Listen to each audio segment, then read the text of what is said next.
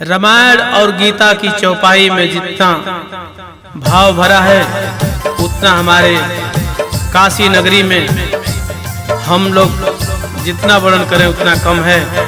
ऋषि मुनि बखानते गए, उन्हीं के कुछ भाव इस गीत के माध्यम से दीपक भैया के आशीर्वाद से सुना रहे हैं।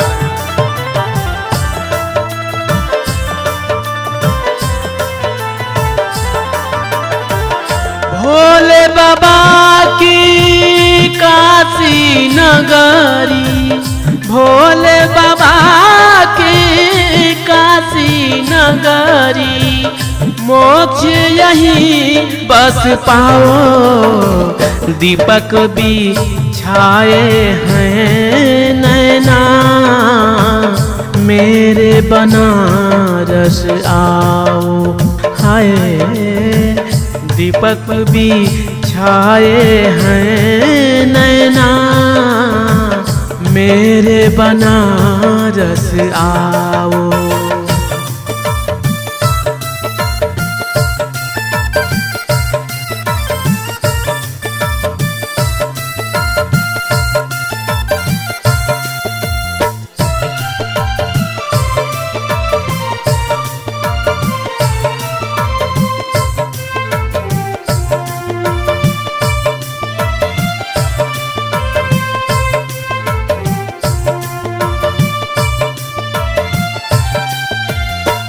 शंख अजान नदी जब गाए, चिड़िया चहक के सबको जगाए, गुनगुन भंवरा फूल पे गाए, भिन्न भिन्न माटी से खुशबू आए, ऋषि मुनि से काशी सुसज्जित, ऋषि मुनि से काशी सुसज्जित, प्रेम सुधा बरसाओ, दीपक भी छाए हैं नैना, मेरे बनारस आओ।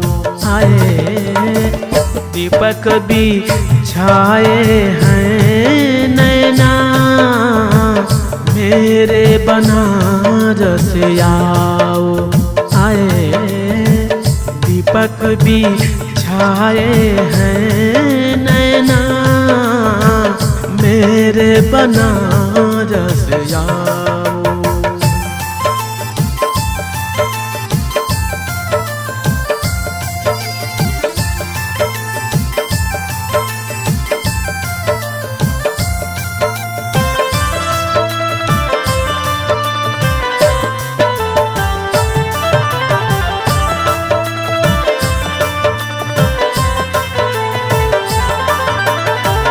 पन घाट पे पनहारन आए, छन छन पायल धुन सुनाए, आम के डरिया कुहू के कोयलिया, झीलल चावे मकई के बलिया, माच पे पंछी बैठ उड़ाए, माच पे पंछी बैठ उड़ाए, सुन सुन मुक्त हो जाओ, दीपक भी छाए हैं नैना, मेरे बनारस आओ। हाय दीपक भी छाए हैं नैना, मेरे बनारस आओ। आए दीपक भी छाए हैं नैना, मेरे बनारस आओ।